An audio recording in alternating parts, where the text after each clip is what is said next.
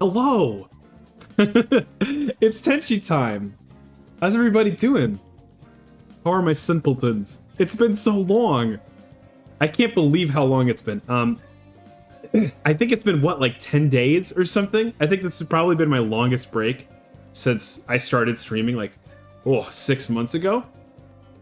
I was trying to get withdrawals. It's like everything reminds me of them. Hey, Ghost Hockey, how's it going? How are you? It's good to see you. I was just talking about how it's been so long since I streamed and how strange it feels to come back because I'm so used to doing it at least once every 2 days. And yeah, I think it's been at least a full week since we streamed. It was I want to say Sunday, not this last week, but the week before. So yeah, 8 days. I can't stand it. I never want to be this far apart again. But yes, I had to go see family. I had to go say hey to Angel Papa, Angel Mama, Tenchi Bro. We were spending Thanksgiving together, of course. It was wonderful. Angel Papa and Angel Mama recently moved, so they got a new house, and this house is big. I mean, I'm not used to a house this large. It's got like 4 bedrooms, so Angel Mama and Angel Papa share one, and then I had my own, and Tenchi Bro had his own, and there's like a guest room. I actually ended up staying in the guest room, pretty much the whole time, because it had a better view and a bigger bed. Oh, so much good food. Lots of good Colombian food. Arepas and picadas, empanadas. A lot of them rhyme. What else did I do? How's it going, Reed? Hello. Reed, you have so many different screen names, but I'm pretty sure you're the one that's also been posting a ton about Magic, right? We've been talking a lot about Magic in the Tenchi Discord, in the casino. Nobody asked how it's pronounced. So yeah, okay. Maybe we'll take some time today and actually take a look at it. I was looking at it this morning and last night, and I had some thoughts, but I didn't really have anything cohesive to say yet. If you don't play Magic, it's a trading card game, and I love it. It's like my favorite. That's why before I logged off the whole week, all we did was play Magic for the new Atlas set. In fact, that's all. Whenever I was playing video games over the break, that's all I was playing from my little phone. Was some Atlas draft. I gotta say though, I think I saved the best for stream because as soon as I got off stream, I started doing worse. Uncle Senmon, how's it going? How was your... Well, I'm just going to assume. Did you have a break? Did you get to enjoy Thanksgiving? And if not, well, how was your week anyway? Yeah, I'm just catching up. I feel like... I don't know. It's like... It's so weird. Being away from this for so long. I broke my streak. How's it going? I'm doing well. Actually, so I've started something new over the break. You'll also probably notice it in our schedule moving forward, but I decided to start prioritizing how much I sleep. Angels need their beauty rest too. So I'm trying to get a solid 8 hours every day now, which means I go to bed kind of early at like 10, and I wake up really early at like 6 in the morning. And that means that our streams are going to be stopping an hour earlier on the weekdays moving forward. Actually, I guess you know what? I'm slamming down some popcorn, by the way. I hope you don't mind. What is this madness? I know, caring about sleep? In the year of our Lord 2025? I thought we solved that problem with Monster and Four Loko. I've never had a Four Loko, but I feel like I ought to, just for the vibes. Popcorn is also good, isn't it? Tasty and like, it's got a little protein and a lot of fiber. As far as snacks go, man, it's hooking you up. Okay, so quick thing to add. Sparkle's Paws, they were doing like a... I guess I'll give her a shout out. She was doing what did they call it? A raffle? And yours truly won. Let's see here. There you go. She was doing a raffle, I won, and she made me a little emote. And this is the second emote we've ever gotten. Yay, yeah, lucky, punch. Anyway, that's what the art is this week. I don't know if it's illegal to, but I kind of want to edit it a little bit. Like before I make it an emote, like I want to chop off all the white parts on the sides. But that's our second emote, and I do have to make 6 more before the year is over, because I would like the last stream of the year to open up subscriptions. I think that'd be cool. Okay, so this is the schedule this week. We didn't stream on Monday. Okay, 6 more? You got plenty of time. I sure hope I do. Because I want to do them all myself. I'm hoping to do at least a couple this weekend. So Monday, we're not streaming anymore. I know, it sucks. I really liked streaming as much as possible, including Mondays, but I think I need more time with friends during the work week, you know? I try to have like a night for friends, and then another night to be flexible. So moving forward, if I have any Monday night streams, they're going to be Guerrilla streams. That doesn't mean they're not going to happen, but they're not going to end up on the schedule. So that's why we didn't stream yesterday. However, Tuesday, Thursday, Saturday, Sunday, these are solid as a rock, baby. Solid as a rock. We got solid freaking streams Tuesday, Thursdays, and Saturday, Sundays. So Tuesdays and Thursdays are at a regular time, 7 p.m. We're only doing 2 hours though, because I gotta sleep. I gotta get big sleep. In fact, I might draw an emote after stream anyway. So, I guess I was gonna do Astronautilus originally. This is actually like a little indie roguelike game. Friend of the channel and one of my personal best friends, Wormy, helped to make the game. I do put in let's say lowercase. I know Wormy, they would never claim any credit on this thing, although I think that they are in the credits, but they didn't. I don't know. They helped. That's it. I'm just gonna say that they helped. That's all I know. I don't really know the incredible detail what they did. But Wormy's out today, and I want to let Wormy watch us when we play. So we're not doing that today. We're gonna play Doom. Anyway, Wednesday we're not gaming. Wednesday also, you might see some Guerrilla streams if I don't busy myself with other stuff, but I guess that's not that weird though, right?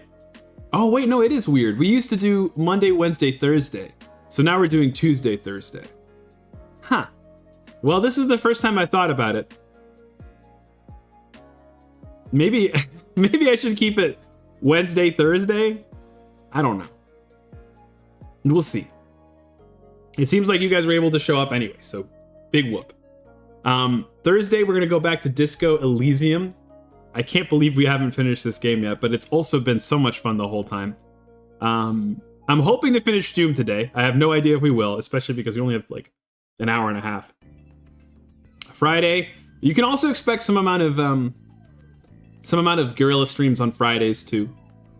And then Saturday, so this is the cool thing. I I feel like I learned about this last week or 2 weeks ago when we streamed on Sunday morning, I think. Was it Sunday morning? But it was like a really chill stream. I got up early, made myself some tea.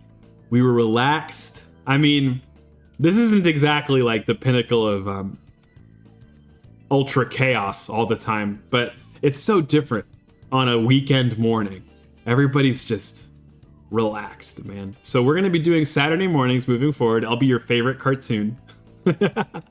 And those streams are going to be long. They're going to be normally like 4 hours at least, 3 to 4 hours.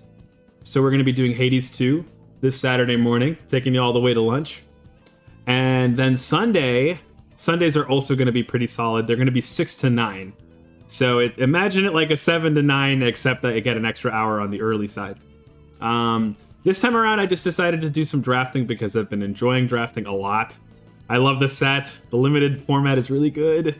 But so we're gonna be doing that on Sunday, and yeah, that's the schedule. If you actually chop up how much hours you've got, if you're a Tenchi super fan, you're actually getting 1 more hour regularly. Wow, isn't that cool? And then of course the possibility of a bunch of Gorilla streams. So we're gonna try it out. I think whether or not it's the best for the channel, I guess it's the best for this Angel, which inevitably means it's probably for the best of the channel. Because we got to keep doing this forever till I die or you die or we both die. So, alrighty. Let me scooch back in here. I can't really attend any streams on Sundays. Well, that's a bummer. But hopefully you can do maybe some of the Saturday streams or Tuesdays and Thursdays like you are right now. Did you know that? You're attending a stream right now. I'm reacting to your chats live and I'm reading them. There's not a robot on the other side. It's an angel. It's a real earnest to God angel. An angel that likes popcorn. But yeah, so this trip was pretty fun. I guess I'm gonna scooch to the side anyway, because I normally like to chat with Firefox up as my PowerPoint slide. Bigfoot. You know, I was hanging out with Wormy the other day, and this like flashed on screen for a moment, and they were like, wait. And I'm like, what? The Bigfoot. What are you talking about? What Bigfoot? And then they were like, you have to hit the backspace button twice and scroll up. And then this is what it is. It's nothing. All it is like the FBI, I guess, was investigating Bigfoot at some point. And guess what they found? They found nothing. Of course they found nothing. Bigfoot isn't real. It's not like angels or the Loch Ness Monster. Come on. Or Mothman. Which, for the record, I think is the one that I hope is real the most. You know, speaking of Mothman. So Mothman isn't from this part of the United States. I think Mothman is from like West Virginia or something. But I started watching Twin Peaks with some friends lately. Have you ever heard of this show? Well, it's not this one. It's more like this one. So, Twin Peaks is like an old, like, 80s show? Or maybe late 90s. I'm gonna make people feel old. Because if you're like, have you ever heard of Twin Peaks? And you're like, born in the 80s, everyone's like, face melts off. So, Twin Peaks is like a detective drama show about the world's nicest detective, I guess. Basically, one person dies in a mysterious way it's supposed to be a small town in Washington. It's got like 52,000 people though, so to me that's not that small. But anyway, so he shows up and he starts investigating him. He's from the FBI and I don't know, it's kind of a paranormal, weird show. It's not like that paranormal, it's just like lightly paranormal. But the cool thing is, it inspired a ton of stuff. So, episode like 4, my man starts sleeping and he starts dreaming. He's hitting us with that honk shoe me, you know? And like anybody does when they sleep, he mentally teleports to some sort of strange room. They call it the Red Room on account of its color. They're so creative. And so in this Red Room, he's like communicated to by this like small man that dances, and it's just so eerie and creepy and strange. And that vibe has gone on to inspire like a ton of, oh god, I hope you can't hear that.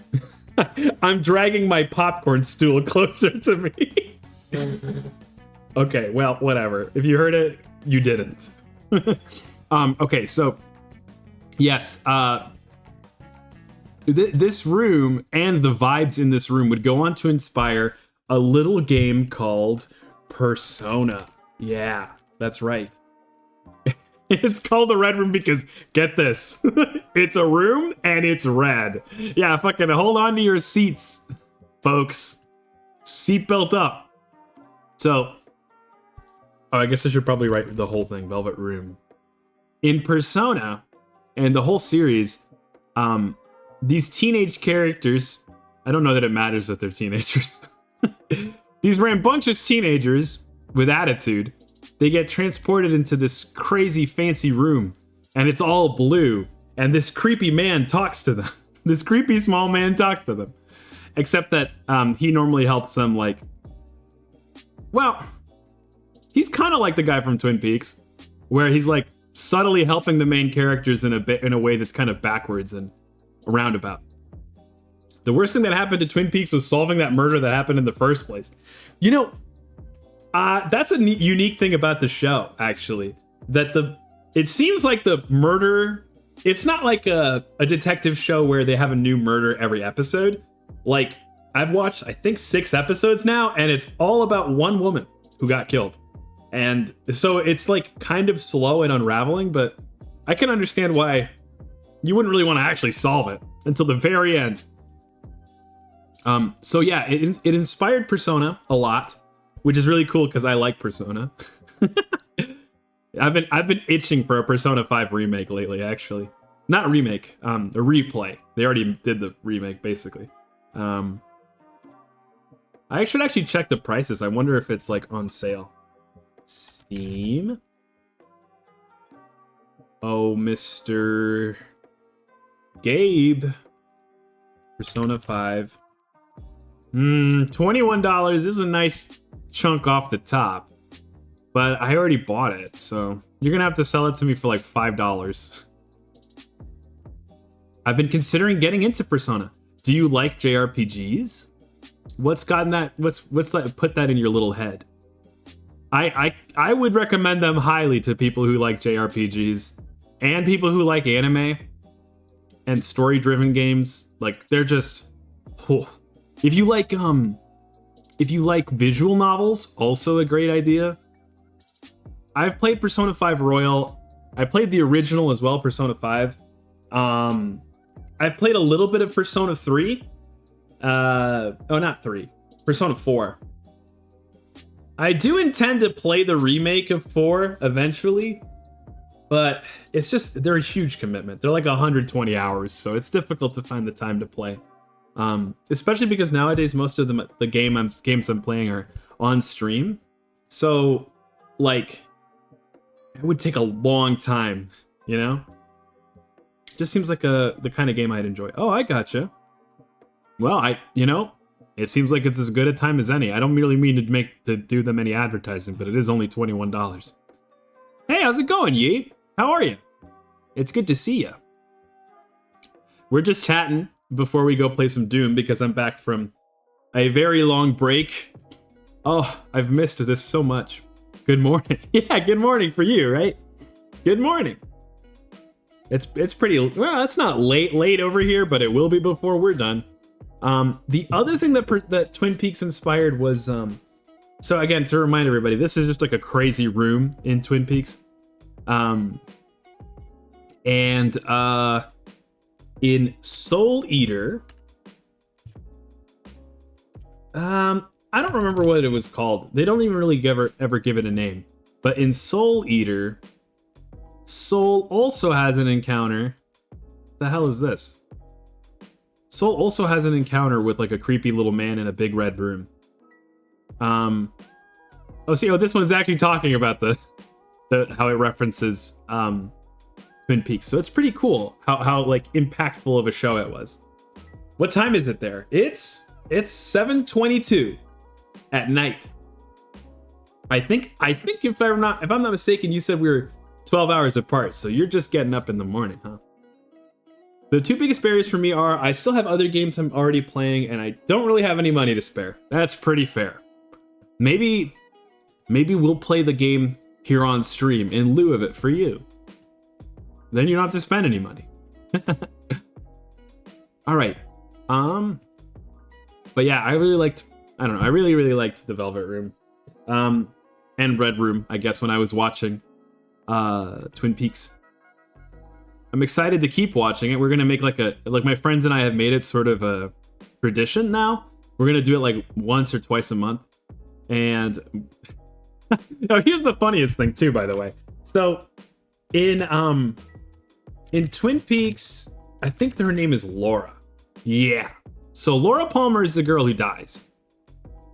And my friend, she's actually been on well, she hasn't been on stream, but she's been in the chat before. My friend, that we were watching it over at her house because she's a really big fan of the show. I'm gonna just poke over this way. So she has a framed picture of this woman Laura underneath her TV, like right in front of the TV. What show is this? It's called Twin Peaks. It's an old 90s show. 25 years old now. Well, they made a whole collection of these wallpapers. The cool thing is that the vibes are just impeccable. It's kind of a creepy show. But so my friend had this framed picture of this woman, and I'd never seen the show before. So every single time I've been over, I've thought about like asking like, hey, so who's that girl? Like, is this your mom? Is this an aunt, a loved one, an old friend?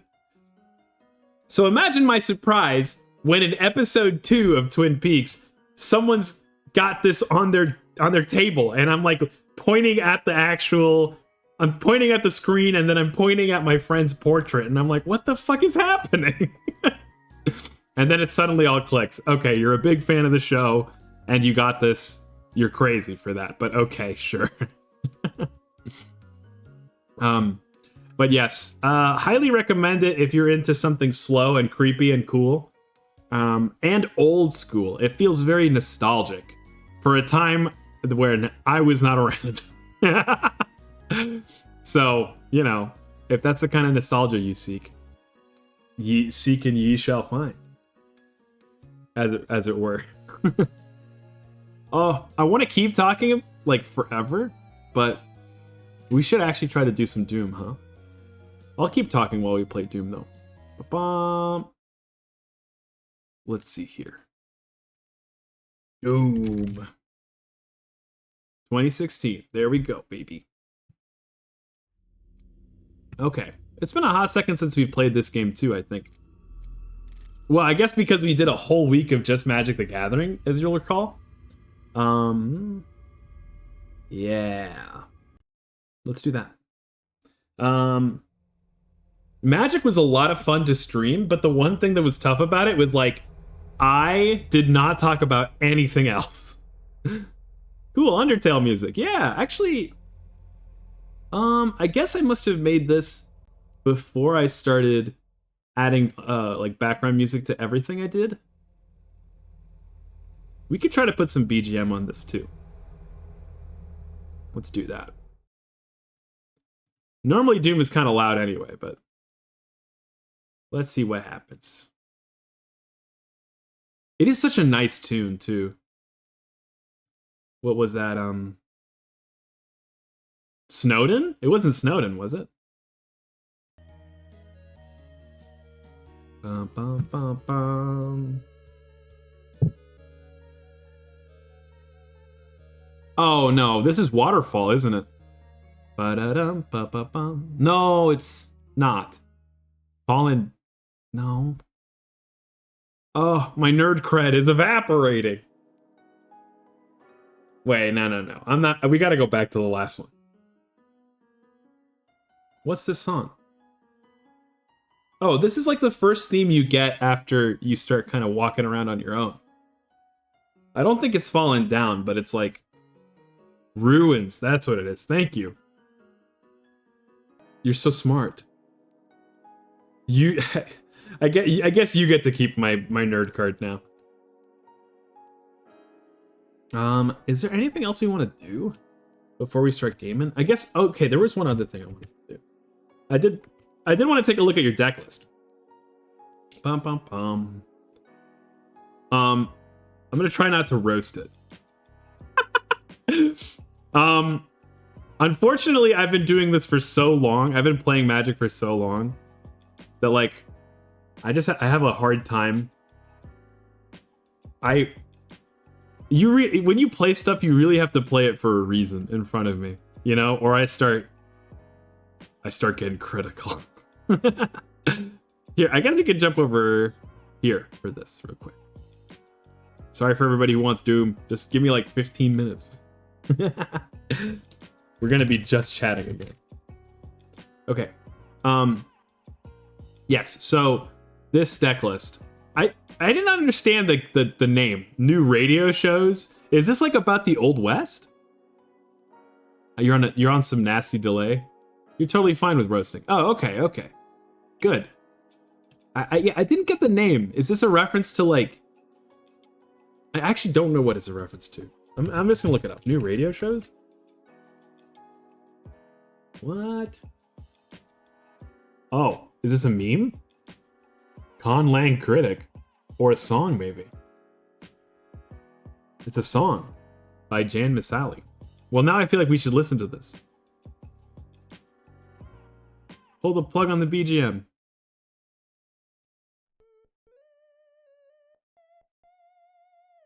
Huh.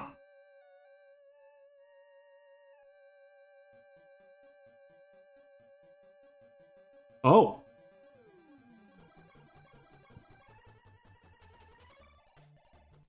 It's to be about the most superficial comment oh. on Conangs since the idiotic B. Gilson.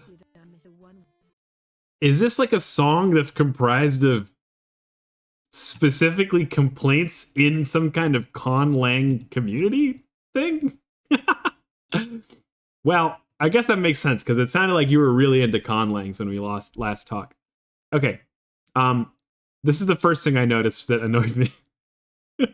But that's just because this is how I organize my decks. I really like my decks organized in terms of ramp and then card draw and then removal and interaction and then everything else. That's normally how I organize my decks. No fault of yours. Like, it doesn't really matter. It's a kind of a style thing, right? So, you know, kind of whatever. Do as you will. But that's the first thing I noticed. I was like, oh, this isn't how I do it. Anyway, so the commander's Bonnie Paul, 6 mana, 6/5 reach. When she enters, she makes bow, and bow is equal to, like, her power and toughness are equal to the amount of lands you have. And then whenever you attack, you basically get to do an explore, or you could call it a growth spiral effect.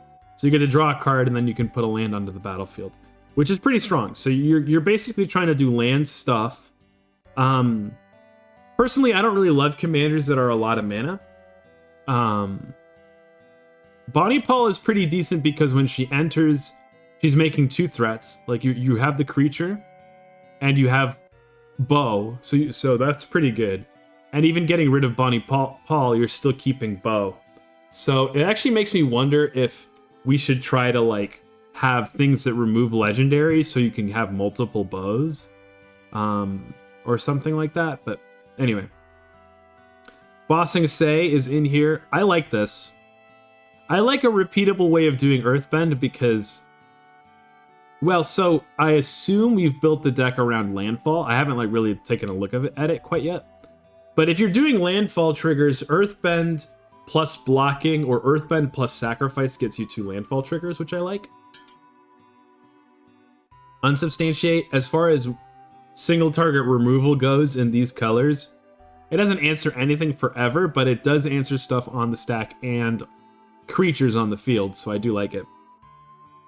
This card is really awesome. The Virtue of Knowledge. I had no idea this was a card. I like both sides of it. I'm not sure if you're ever really targeting yourself or like your commander with it. I don't know what you're targeting with it. Just because like the draw a card, put a land isn't that powerful for 2 mana. I mean, I guess it's sort of like a growth spiral at that point, but I'm giving up a card, you know. I bet you have an actual growth spiral in here though too. This Repulsive Mutation I did get a chance to look at as well. Also a cool card. I'd never heard of it before. That's pretty neat. Seems really powerful with bow as well. It ends up just being a 2 mana counterspell with upside. Rewind seems good when you have a lot of lands. It's kind of a free counterspell. Sublime Epiphany is exactly the kind of counterspell I like to play in Commander because it does counter something, but it does way more than just counter something. It's always replacing itself. It's always bouncing something and countering the spell. And sometimes you also randomly make a copy of something, which is great. Creatures are when I started getting kind of confused. I got to Ankle Biter, and I like the card. He's a cute little guy, but he seems like a little low impact for Commander. If you ask me, what cards do I start cutting? This is exactly the kind of card. Just because, like, if it's here to slow aggression in the early game, I feel like there's better ways to do it that might draw a card or something. I guess what immediately comes to mind is, like, oh, I wish I remember the name. But it's green. The mana cost is exactly, let's just give it mana value equal to 3, and it has Death Touch. It is also a snake. That's what I remember it is. Yeah, Skullwinder. So I don't know if, like, I mean, it's still a budget card too. I'm sure you're probably just building with the cards you have. So, like, again, don't take the criticism super to heart. But if I were to look at this, I'd see Ankle Biter, and I'd say there's nothing so aggressive in Commander normally. You'd have to know your own meta, but in my meta, it's not so aggressive that a 1-drop is that much earlier than a 3-drop. So they both have Death Touch, but this guy, when he enters, he's going to return any card to your graveyard from your graveyard to your hand. And also, I guess an opponent gets to do that too, but normally you don't really care. You can use it to politic. You're still left with the Death Toucher. At 3 mana is still pretty early. And then on top of that, I mean, I guess just thinking off the top of the head, where is that? Like, you kind of copy that, like that synergizes well with Virtue of Knowledge. And it synergizes well with the Vantress Visions. So I think it's worth considering. You missed my commentary on the counterspells. I think they're all pretty all right. I like the mutation because it works well with Bow, and that's cute. That kind of becomes almost pure upside when you have the cow. And I also really like Epiphany. I could take or leave Rewind. Rewind, I've always thought of it as really powerful, but you need a lot of instance. You need a lot of flash to make that mana worthwhile. And if you're using it defensively, like to protect your stuff, it's too much mana. Anyway, Burlfist Oak. So this is the type of card that I kind of love in budget decks, because like somebody looks at this and goes, yeah, whatever, 4 mana 2/3, sure. But you're drawing a card at the beginning of the turn, so it's a 4/5, and then you draw a card from Bonnie Paul. Now it's a 6/7, right? If anyone says anything, you're getting banned. And then I'm sure you have a ton of other card draw in the deck. This thing just surprises people. The only bummer is it doesn't have trample, right? So, you know, you kind of have to know whether or not there are... If there's a lot of token players, you're going to feel bad about this card. Elvoid Infiltrator. 3 mana 1/3. Can't be blocked if you cast 2 or more spells. And otherwise it's a looter. Okay. Yeah, alright. It's card draw on a creature. It feels like I can't quite tell how we're planning to win the game. But, you know, card draw isn't bad. Mercurial Spelldancer. This is one of those cards I've been trying to put into my own decks all the time, but I can't seem to get like how I'm going to, you know? Cast a non-creature, you can put an oil counter on it. It can't be blocked, and then whenever it deals damage to a player, you can remove 2 oil counters from it. If you do, you can copy an instant or a sorcery. That's fun times. That's a lot. That's a blast. People love copying spells. I think you really do need to copy the spell, otherwise this card feels kind of mid. But like it seems like you have like, okay, so there's Biden of Thassa I'm already seeing. Like you're trying to attack every turn, right? That's kind of it. So because if you attack every turn, you get the extra draw and you get the extra land. And that's why the Infiltrator is here, and that's why the Spelldancer is here. Now I'm starting to feel like I get it, but these cards are a little worse. They're a lot worse if you don't have your commander. So I would actually recommend that maybe... It looks like you have some protection, but you know how your protection is 1 mana? I would start looking at 1 mana counter spells instead of Rewind. just to protect your Bonnie Paul. But at the same time, you're going to know your deck better than me. Maybe you have enough lands and enough mana, so you don't need to. You know, maybe 4 mana is like 1 mana to you. Outlast Stitcher. 4 mana, 1/4. It makes a 2/2. And then you put 2+1/+1 counters on that token for each spell you've cast this turn, other than the first. Okay, so you're making a big guy, and it seems like making a big guy is a plan here. I don't think your spells are so cheap that you're gonna get this. You're not gonna get more than. I don't think you're gonna get more than 4 counters on this normally. So you just gotta ask yourself, is that enough for you? Predator Ooze, 1/1, indestructible. Whenever it attacks, it gets a +1/+1 counter on it. So it's got an attack trigger because you care about attacking. It gets bigger, and then whenever it deals damage to something, and that creature dies, you get a +1/+1 counter on it. Yeah, okay, it's doing counters. It's getting bigger. I don't really see the synergy, but it's a cool card on its own. Prime Speaker Zagana is a powerhouse. It comes in, it becomes, 1 larger than the greatest creature you have, which is normally going to be Bo, and then you draw a ton of cards. This is the shit right here. This is so much card draw. I don't know how you're winning with all those cards in your hand, but this is putting a ton of them in there. Razzle Dazzler can't be blocked when you cast your second spell. Okay. It enters, it can bounce something. I do like this. It's kind of like a lot of tempo, but it also is flying, so it's hard to block. 3/4 that you can make indestructible, so you can get that attack trigger. And you don't care too much about discarding because you have so much card draw. Winged Codal, 1/1 flying, death touch, hard to block, so you're going to get your attack trigger, and randomly sometimes you'll trade for something that an opponent didn't want to trade for. Okay. So far we've got like a lot of hard to block creatures, and I wouldn't say a lot, we've only got 11, but we've got a chunk of hard to block creatures.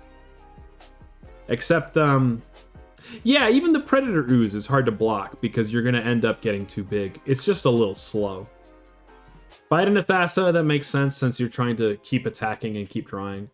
Brainstorm. Okay, so Brainstorm is really powerful in Storm and when you're shuffling away the 2 cards that you put on top. It's also powerful if you care about the top card of your library.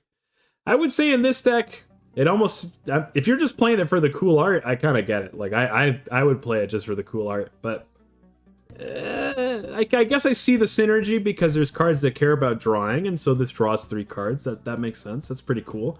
It's gonna buff your oak quite a lot. And then a lot of your cards care about casting multiple spells, so a 1 mana spell makes sense.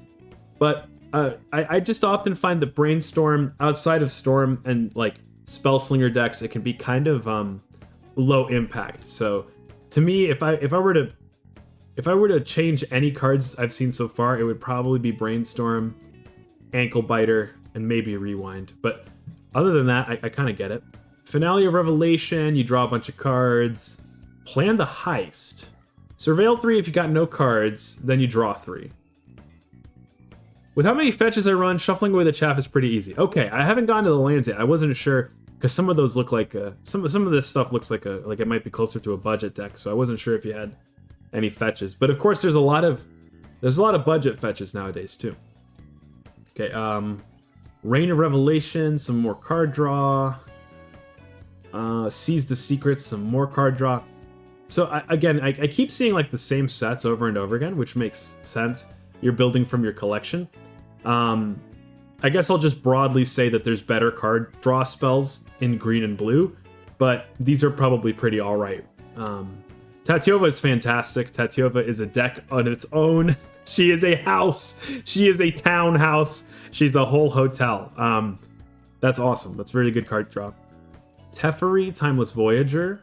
Card draw and also removal. I think that for the power level that this deck seems to be at, that seems pretty alright. And then his Ageless Insight, also fantastic in this deck with all the extra card draw. If you can ever line up Brainstorm plus the Ageless Insight, oh mama, that's going to feel good. So here's your finishers. Fate Maker, when it enters, put a counter on a creature. Each creature you control with a counter on it has trample. Okay, so this is why we've done the counter sub theme, right? Is so that we can get trample that way.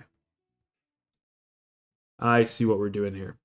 I'll say it's a little awkward that Bo doesn't end up getting trample, but maybe you can give counters with the Fate Maker or with other stuff. Garrick's Uprising, that's also going to give trample. Okay, I'm seeing the vibe. Your peanut butter and your chocolate is like big creature and trample. That's what the game plan is. You can also give him flying with the Glide Master. Okay. You are pretty new to Magic, so I'm just going to suggest one card. This is a kind of a quintessential card. This card is a lot better with this card. But since you draw a ton, you might not have that problem. Wonder, it doesn't really matter what its power or toughness or its text boxes. That's not what it's about. It's about this line.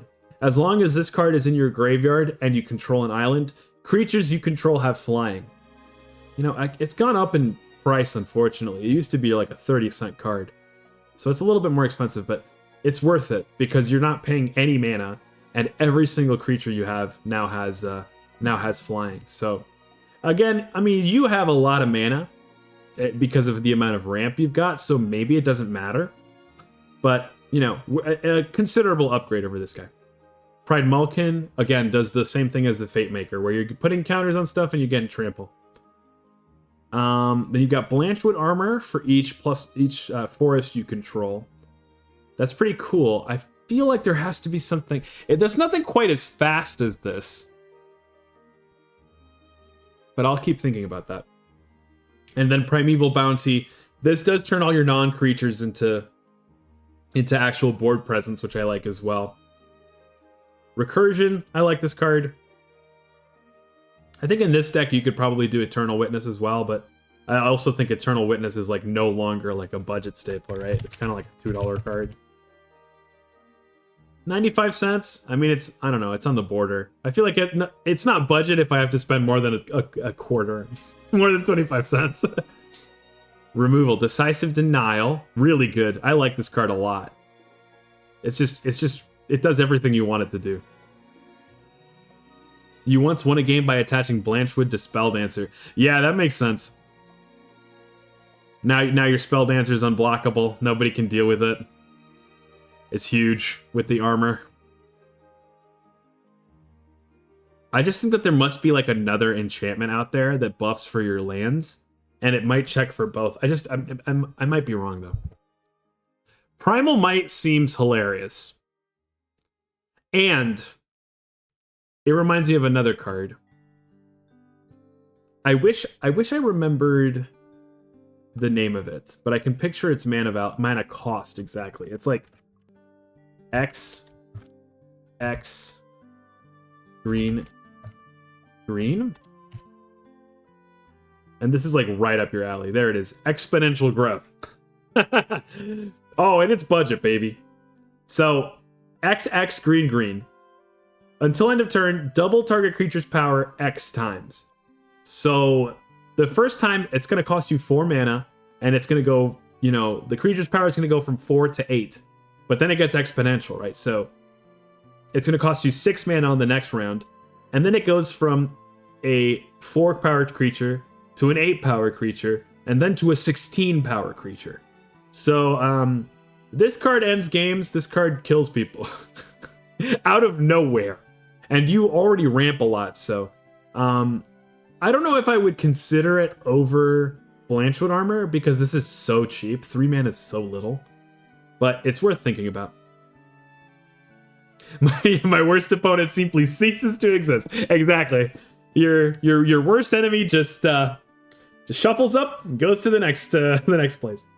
Target creature you control deals damage equal to its power. So it's a bite, and then if it has trample, it tramples through.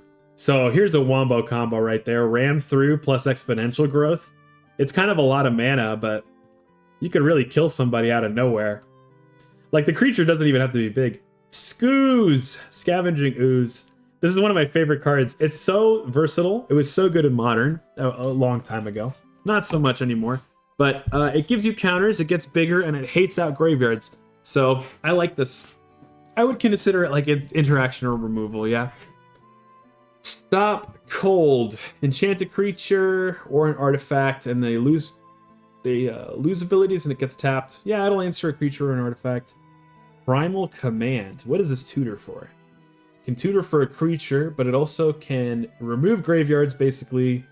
It can also return non-creatures from graveyards, and then randomly it might gain you 7 life. Seems like a lot of mana for the effect, but if you have this cool art, like I can understand that. Half the time I play stuff just because I have cool art. Teferi's Wavecaster, that finds Teferi. That's cute. And then Urza's Cave, this is a fetch land. Okay, I see it. Ah, yeah, we still have a lot more of the package to go through. So this is your maybe board. Apprentice Wizard. Wow! This is an old card. I've never even seen this card before. Wait. I bet that's like the old copy of it, isn't it? Yeah, I've seen this version of it. I didn't know how old the card was. Hey, I mean, it's ramp. I won't lie, I don't love creature ramp in green, because couldn't you just ramp out a land instead? But then again, this, it's a threat eventually. Like, you can put the Blanchwood armor on this guy, and then the wizard is suddenly a fighter. One use I figured out was to put a non-creature on top of the library and then shuffle it in. Oh, wow. That can be, like, pretty serious graveyard removal, I suppose. If you know your opponent's going to recur something, I guess.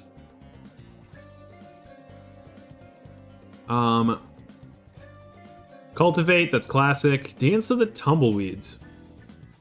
So it's a rampant growth, and also it's a 3-mana rampant growth, plus you can make a XX. I think that makes sense in this deck. Druid of the Cowl. Again, I don't love creature mana ramp, but I think in this deck, of all decks, it's going to make sense because you're buffing your creatures here and there. Yep. More creature ramp. Neverwinter Dryad. This is an interesting card. I've never read that before. Okay, more creature ramp. Wanderings lets you go find a town or a basic, and then you also put a counter on a creature, which is nice. 2 towns or basics. I really like Summon Fenrir. The fact that it's a rampant growth that then draws you cards later, and it's also a creature. I don't know. I just really like it. This guy's also really, like, perfect. Offspring, so it can make a copy of itself. It adds mana, but then it also gets bigger later on, so it becomes a threat eventually. Use Social Engineering. This is exactly the sort of thing I was expecting this deck to do. I thought it was more of a landfall thing, but that's pretty solid. And then Rampaging Balos is also like a way to go wide. You have a pile of lands, it looks like mostly it's basics, and then a handful of fetches so that you can trigger your fetch. Your landfalls extra times. Wow, is this an actual copy you have of this? This is awesome. Awesome copy of this too. Yeah, okay. I'm just gonna glance through your maybe board real quick. I like the Earthbender Ascension a lot. I know I already recommended it, but it's ramp, and then also later in the game, it's putting those counters where you want to put them. It's making threats out of nothing, you know?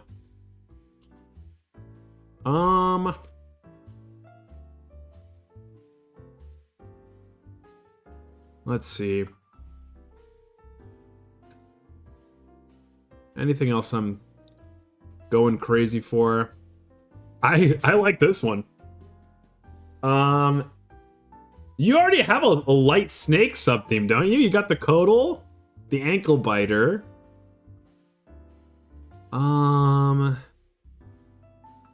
Okay, maybe it's not as many snakes as I thought you had. Yeah, I guess you probably want more snakes, but of course he can always buff himself, right? Because he can target himself, I think. Where's Cassetto? Yeah, he can buff himself. This seems like a pretty strong card in your deck. Because at least he can always make himself unblockable. Kitsa Otterball Elite. Copies spells. And yeah, that seems pretty good. It is $8 though. I don't think it's $8 good. I think it's good, but it's not $8 good.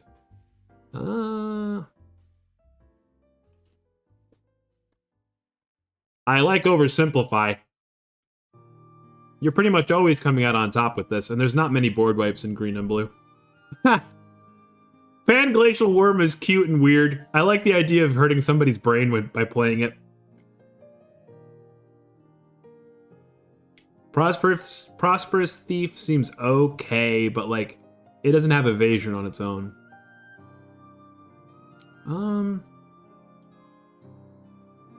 I think Thrun is really cool. I haven't ever really seen him played in a deck, but he seems rad.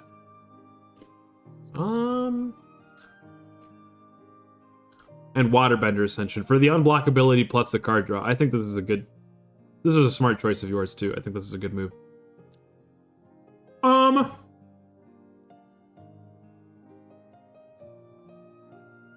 Let me think. So you care about lands, you care about big power, you care about unblockable.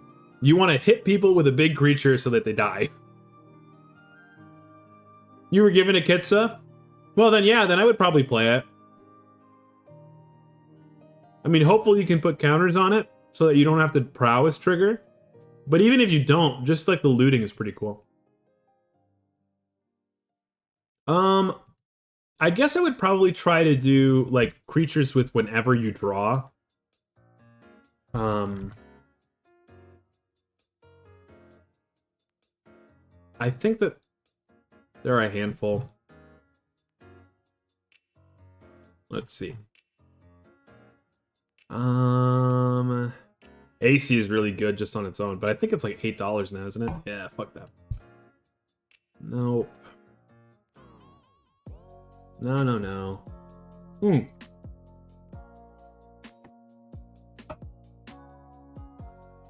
Nope.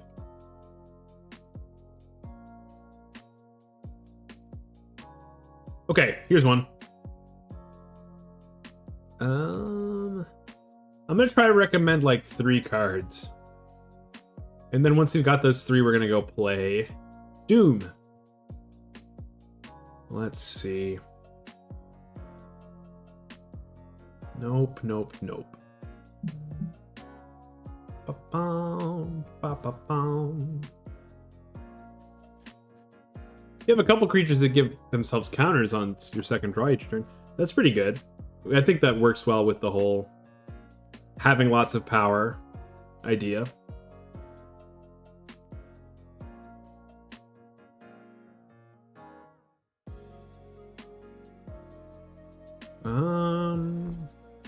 Oh, heck yeah.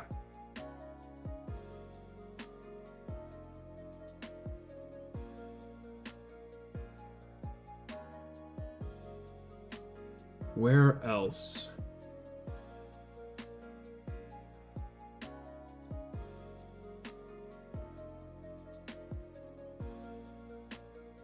I know, I'm thinking of like something class. It's like wizard class, I think.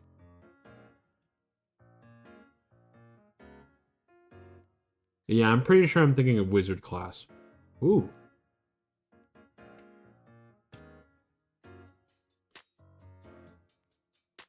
Let's just go ahead and skip over to wizard class right now. Wait, is the Nadir Kraken hard to block? No, it's not. Never mind. URS. I should just look it up.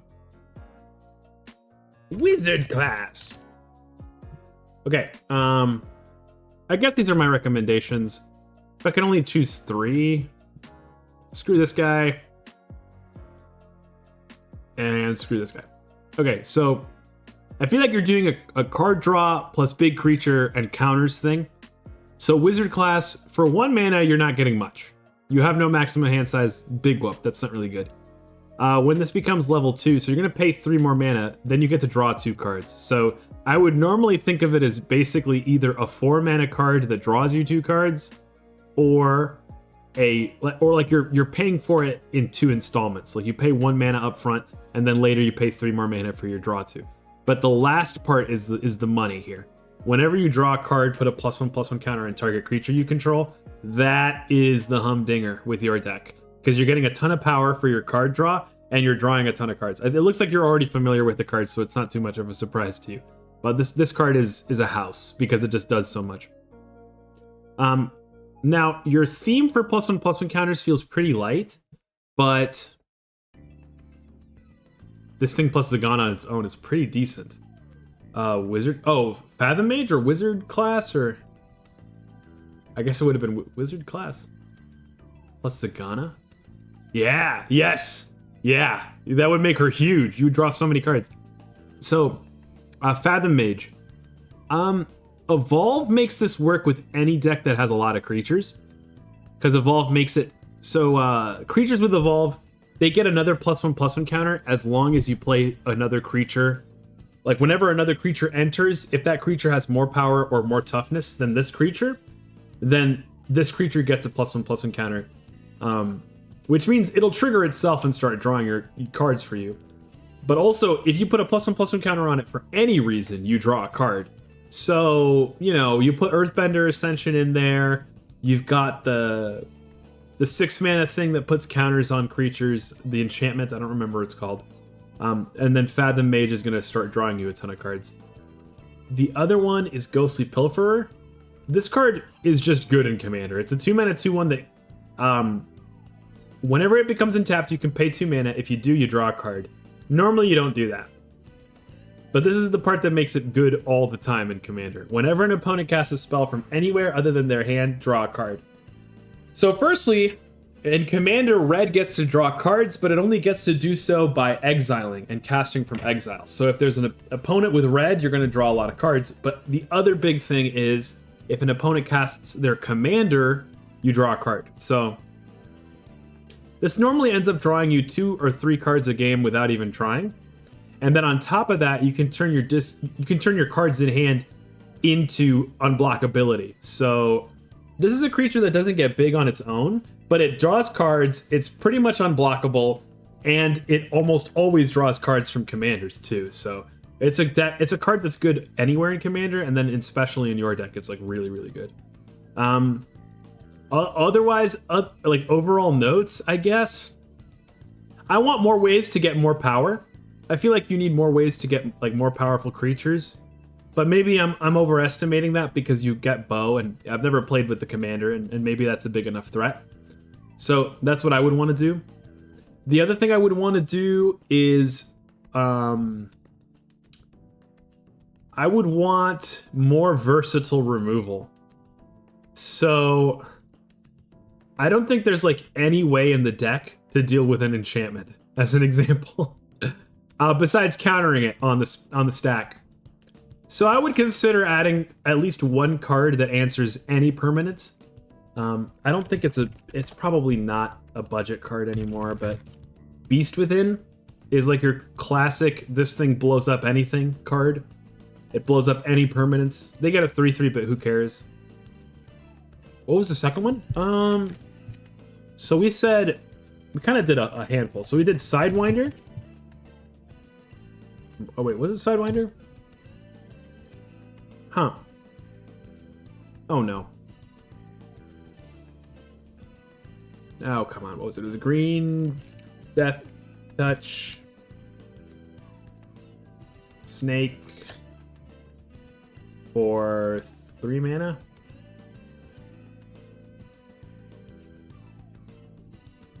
Oh, we didn't specify Snake.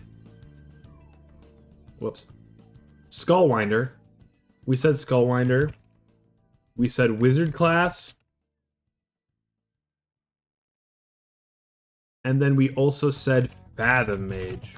This is from the first set I ever played, by the way. It's from Ravnica, or Gatecrash, I guess. The second one was Fathom Mage, for sure. And then the last one was Ghostly Pilferer.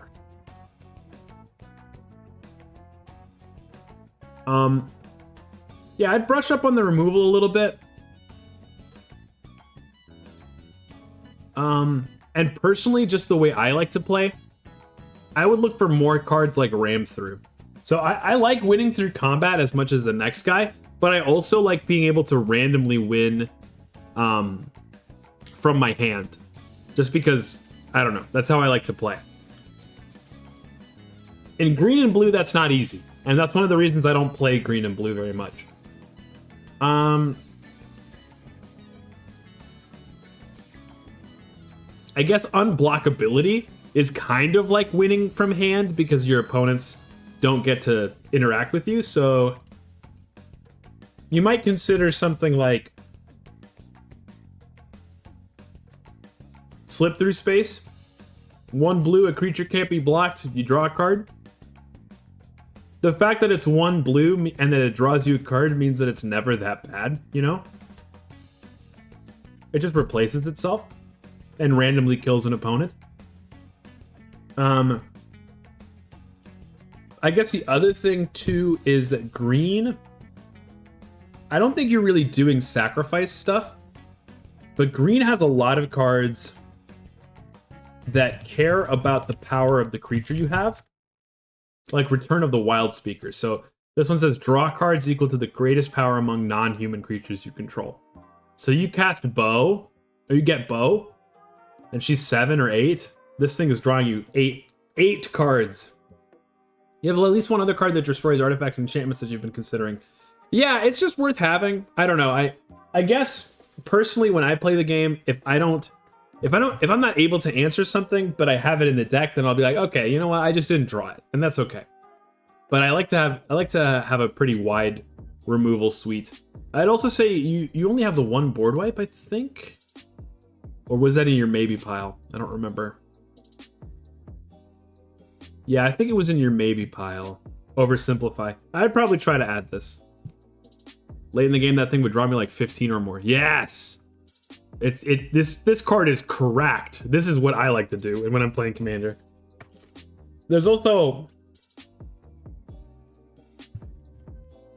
for 1 more mana at sorcery speed, you've got Rishkar's Expertise.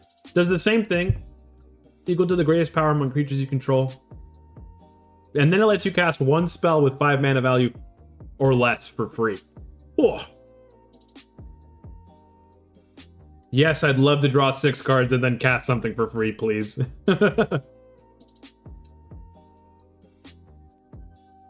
Crazy card. Crazy card. Okay, anyway. I like your deck, though. I like it because it feels very fair. If I ever lost to this, I'd just be like, you know what? I let you do your thing too much. So, I like that. I also like that you understand that you need a lot of lands in a deck that cares about lands. That's good. You know what you're doing. Lots of ramp. I would say it's light on the removal, and it could use a little bit more creatures probably, but overall, I thanks for sharing. I like the deck. Excited to see what kind of changes you make and how it impacts you. But now, at last, it is time for Doom 2016. After like a clean hour. I love talking about Magic. Maybe I should do deck doctoring as like a stream. I'm not like that good at Commander. I know a lot of cards is really all. Anyway. You know, I think I am going to cut out the BGM though, sadly. It's just like a little too... It's a little too much of different stuff going on. So I'm pretty sure last we left off, we had a desperate fight against a bunch of demons. And we just barely made it. Oh, yeah. Okay. I'd attend that whenever I could. Okay. I mean, maybe we should do something. Maybe like once a week or once a month. I just love Magic, you know? And it comes so naturally to me, like because I've played for so long. I shouldn't say that it comes naturally. It's a lot more like I've spent so much of my life doing it. Are we fighting in here? Checkpoint reached. We do have the yellow skull, but we can't put it in there. Unless? No. The only problem, though, is that, like, when I start talking about Magic, like, when I get my Magic brain on, that's all I talk about, is Magic. Yeah, let me get up close and personal to you guys. Doesn't that sound nice? Don't you want to look at me in my little eyes? Where are you looking at with those peepers? Here you go. Is that too low? It's a little low. Here we go.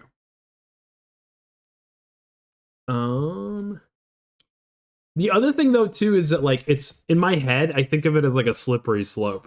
Like I start doing like magic content and like a lot of magic content, and I would probably love it.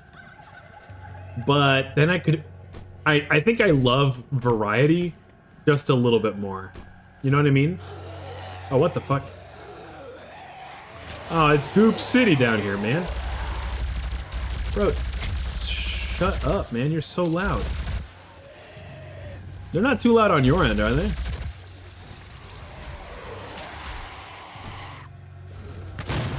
Yeah, you're all the way over there. Ooh. I hope you have some Craig's Cruisers points. I think I understand. Yeah, it's like, I really don't want to feel pigeonholed, you know what I mean? I doubt I would anyway, like I'm the kind of person that I would just go do whatever I want. But I don't want it to become where all I want to do is magic. I've already been there before. I think I told the story before, but like, have I talked about why I like magic so much? In college, no, I definitely did. In college, my roommate and I, we would play like literally like 8 hours a day, from like 6 o'clock at night or 8 o'clock at night until like, oh shit, until like 4 in the morning. Which is, I think, why I have such a high tolerance for magic. Like, it's funny. Like, I'll leave Commander Night or whatever, and I chill in my Tenchi apartment, and it's quiet in there. And what am I doing? What's the first thing I pop open on YouTube? I'm gonna go look up a video about Magic the Gathering. It's the best game ever made, baby. Although this is a pretty close second. I love crushing skulls. Whoops. Blam. Okay. God. There's the Mancubus. If I'm not mistaken though, there was a there's a Pinky that spawns here, and then okay, we got him.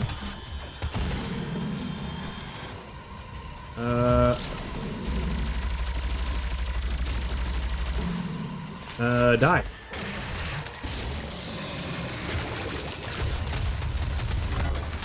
Oh! You don't look all that friendly.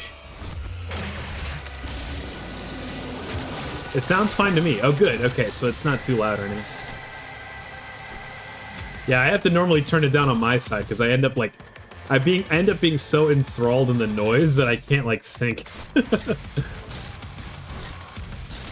Oh, double Pinky is not a good vibe. Ooh, what's this? Invulnerability. Don't mind if I do. I guess I gotta go around the other way. Dude. Hey man. There we go. Oh, the invulnerability just ran out. Oh god! Where are you? Where are you? Where are you? I'm not giving you my magic packs. I fought so hard for him. Awkward.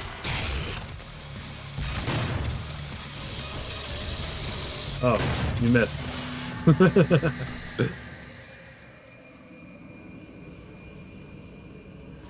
Yeah, I'm trying to, I guess part of the reason why I wanted to move to a 2 work night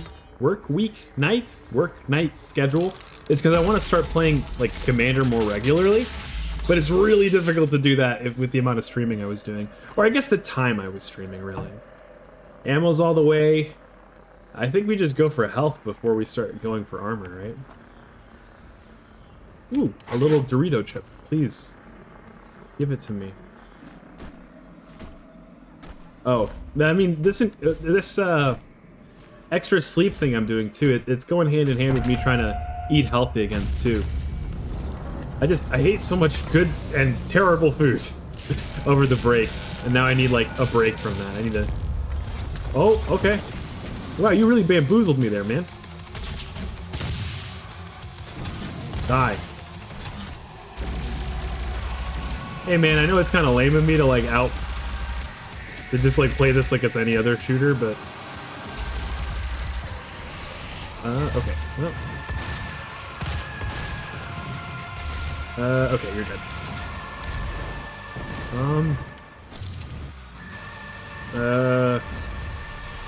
Oh, where are you?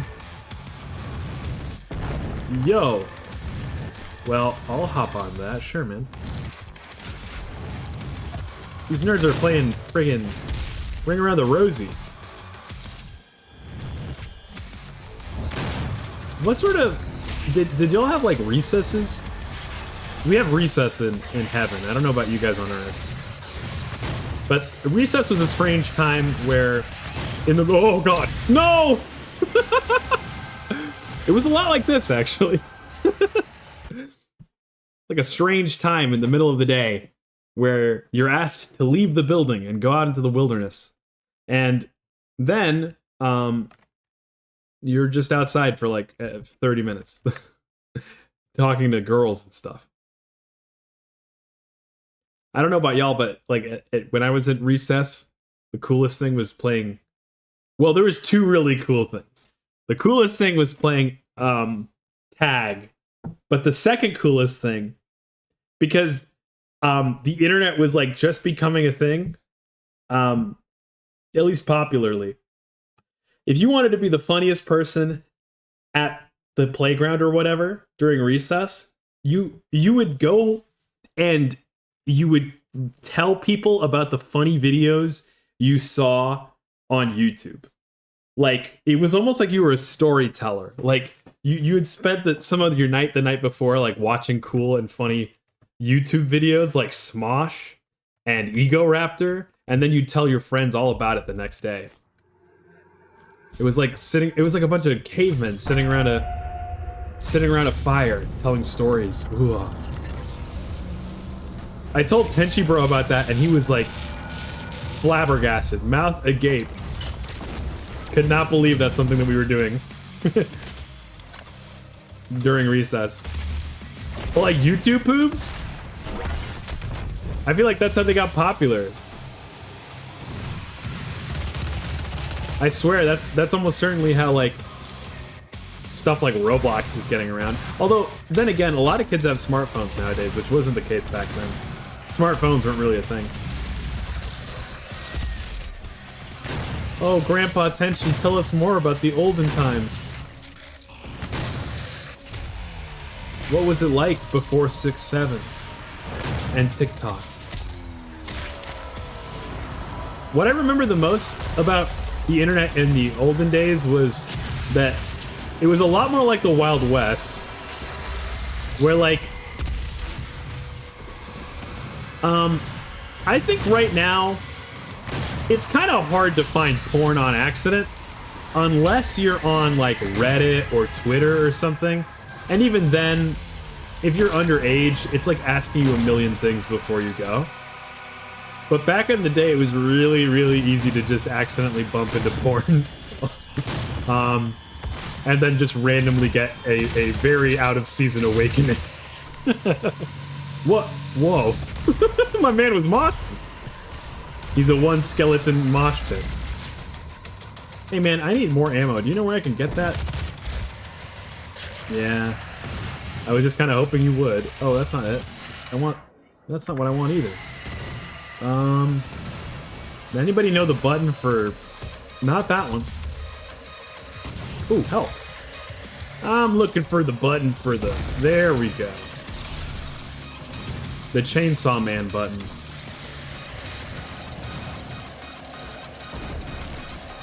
Oh. They call me the Chainsaw Devil. Wonderful. So much ammunition. Die. Nice. What is this thing? Oh, that's like the uber crazy Guerrilla tactics, this thing. What if you just died? What if that? Now give me this thing. Wonderful. Ah, God. Yeah, so the internet was just like a little bit wilder, but I also remember that advertising was different. Like there just wasn't that many ads. Like there was like a really long time where there were no advertisements on YouTube. Like it was just like a video sharing streaming site for like, I don't know, until like 2008, 2009? When did they introduce ads? But the bottom line is it didn't launch with it. And I guess data tracking wasn't as big of a thing either. Until, I would say, the last decade and a half. Oh, wait, is this the room that I got caught in the crazy battle in? Or, like... I can't tell if this means that our save, like, didn't completely save or what.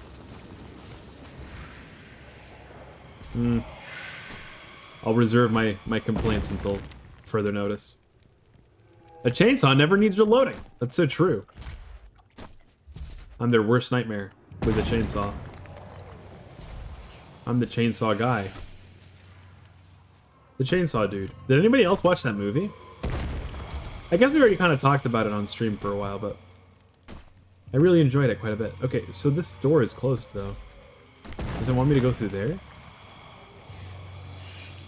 Maybe this way?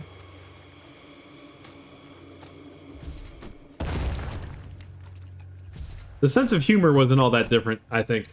I think it's just that, like, you know, all the people that used to be in the YouTube poops are all 30 now. So they don't think 6'7" is funny, even though, like, is there really any difference between that and gay Luigi? I don't think so. Surely the solution will come to me eventually, right? Cheap viewers? I'll show you a cheap viewer. How about you cheap view these? Bots weren't as much of a thing. I miss when it was really pushed not to share sensitive information online. Yes! Actually, yes. I feel like that's probably why so many VTubers are like in their late 20s and early 30s. Because we're from a generation of people that like the internet was a thing by the time we were like conscious, but everybody was still afraid of it and not so integrated hadn't integrated it so heavily into their lives. So Tenchi Mama and Tenchi Papa raised me thinking like, no, you don't tell people what your name is, you don't tell people about Tenchi Mama and Tenchi Papa or where you live, you don't talk to people on the internet. And I remember that for that reason, it was a really long time until I played my first like multiplayer online game, which I think was probably like Team Fortress 2 or something. It's just, I think it's wise. It's pretty wise not to give that info out. I might be a little bit more paranoid than the typical person because I mean, here I am streaming with a model and I don't use my real name and all that, but I mean, could you imagine an angel named Finch? How many people would take me seriously? I guess you guys kind of. That's sweet of you guys. Oh, it's an elevator. Oh, I'm stupid. Oh. I got no brains. Duh. Here we go. That's okay. Who needs brains? I've got guns. That's a pretty good one. That Tenchi. He's got guns where his brains ought to be. But by golly, he can shoot with the best of them. I'm naming my son after that angel. Alrighty. So which one of you fuckers is looking for a fight. Don't be shy. Okay, I mean, this has to be like a crazy huge fight we're about to do, right?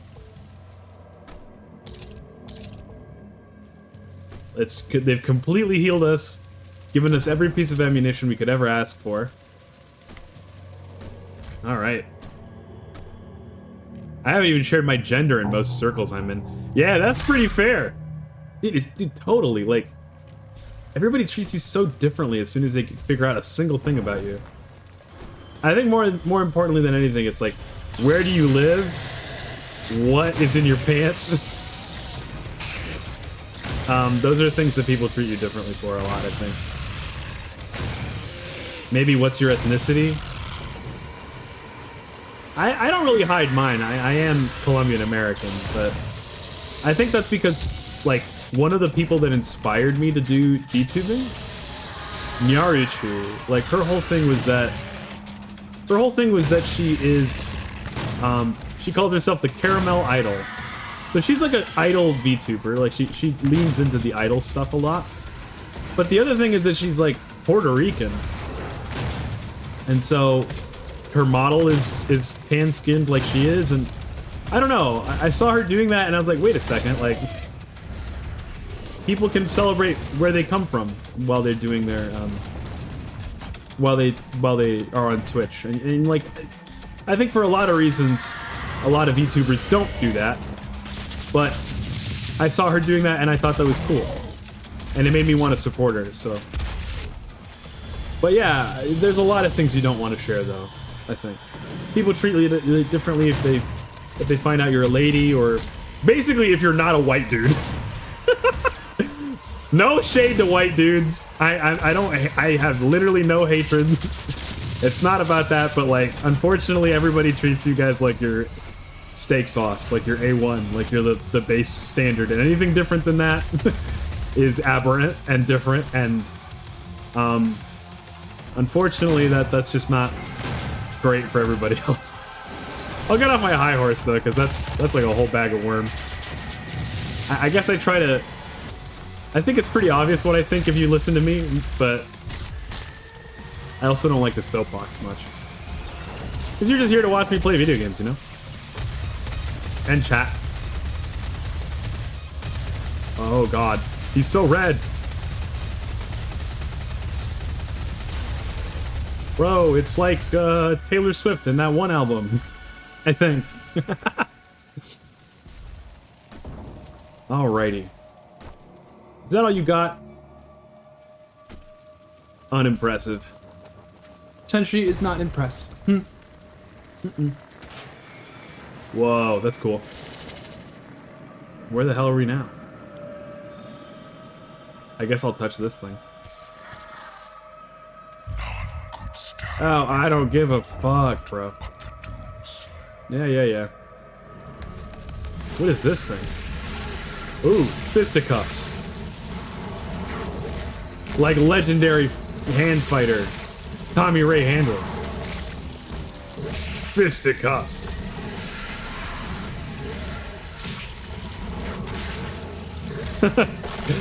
I was using the guns to give you a fighting chance. And now it's unfair. Die. Oh, I'm about to run out. Oh, Jesus. Hey, man. Bleep. Oh, God. No. One? I need more than that. Can somebody kiss my boo-boos? Oh, hey. Well, that's neat. That's not gonna heal me, but...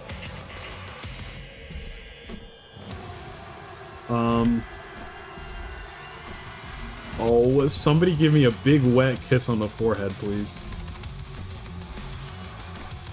Where are you? There you are, you bastard. Oh, he got me. Right in the chest. Ow.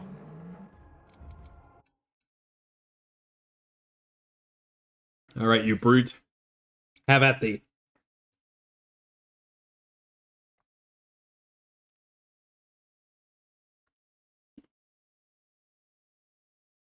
I heard The Rock's gonna be in the new Moana movie. Okay, that sounds sort of stupid when you say it that way, but I guess what I mean to say is, oh, do I have to do this room again? I guess at least these healing items respawn. What I meant to say is, famed, acclaimed voice actor of Maui from Moana, The Rock, is gonna play himself as Maui in the upcoming live-action movie. I try not to be super negative or much of a hater, because I know everybody likes stuff. But I'm not gonna lie, it feels like the last decade of Disney movies has been so mid. And like, I guess, I might not even really mean mid, I guess I mean more like, they just haven't made me want to go to the theater. All of the movies in the 2020s, I've literally only watched Encanto and Tron Ares. Encanto was alright. As an actual Colombian myself, I thought it was fine. Not, like, mind-blowing or anything, but fine. So, wait, did that seal up the teleporter and now I have to go back, or what? Like, on foot? Because I already grabbed the skull. Yeah, no, this just opened the room that we were already in. That's silly, I think I have to walk back. Because before it let me use this teleporter. But that opened after I finished the fight in here, didn't it? Tron Ares was pretty okay. I think I talked about it. I liked it. It's just not exactly Disney material. Yeah, I guess I just gotta walk the long way around. I hope there's not like a locked door behind me and then like I'm just stuck in here. Yeah, because isn't this door locked now? Like I can't go through. So what the hell, man? Is this like a soft lock? I feel like they've been so inoffensive that they've lost a lot of personality. Yeah, that's actually a really astute way of putting it. You said a lot with very few words. I think that they have not been subversive, you know? There's nothing about these movies that has felt like, that's right, Disney says this, you know? Like, they haven't always been. I feel like The Little Mermaid wasn't that subversive, it was just fun. But Mulan was kind of wild. I don't really know what it was saying, I guess, besides girl power. But, I don't know. I guess maybe Moana is kind of saying girl power. A lot of their Disney princess movies, I guess, are saying girl power, so maybe what do I know? But it's not the same.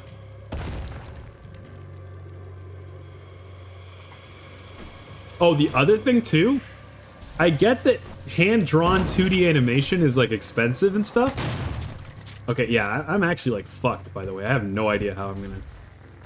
Like, can I teleport in this map? Like, is there a way to quick teleport here?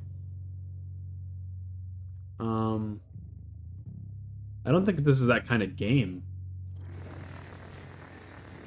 Yeah, that's not gonna do it. They haven't been saying much with their movies. I don't know. Dude, what the hell? I'm actually just boned. What do I do? Like restart from the last checkpoint, maybe? I guess that's all I can try. Yeah, they just haven't gotten me to want to go into the theater, I guess. I don't know. Oh, yeah, that's what I was saying. Right, so since... I mean, it's been a long time now, but since 2009, they haven't done any hand-drawn animation, like traditional 2D hand-drawn animation. You know, I get that it's expensive and whatever, but I think that makes all of their movies end up looking kind of the same. So this is my problem. I teleported back, I think, right? and I wasn't supposed to. Yeah, here's the fight I just lost in. So let's, like, not lose it. Easy peasy. Just don't die, forehead. Oh, God.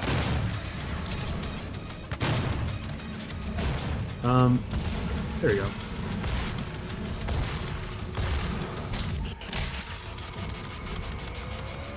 So that new art style they have, you know, like the stuff that from, like, they've been doing basically since Frozen. Like, it's serviceable, it's not bad, but it's just, it's impossible to tell apart from the rest of their stuff, I guess. Like, every movie looks like every other movie from Disney lately. And that makes me less interested to go watch them. Okay, good. I'm gonna go hand to hand, baby. Yeah, I guess I should have done this from the beginning. Like saving the Berserk for when the real toughies come out. Because then they just instantly... No, you don't. Sit down, boyo. Oh, even the big guy. Get wrecked. Oh, wonderful. Oh, we're so smart. It's good at being not bad, so it manages into being not good at being not good as well. Yeah. It's very, it's milk toast. It's very tap water. It's very, boiled chicken and white rice, you know? I think there was a little doll up here somewhere, but we already grabbed it, so I guess let's just march onwards. Blue skull.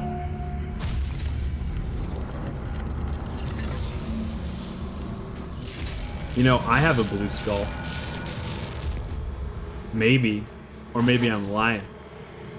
The only way to find out is to buy my limited edition Tenchi action figure and crack my head open.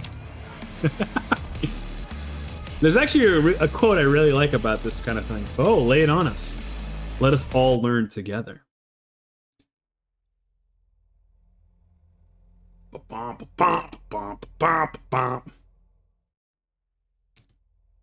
It's so metal.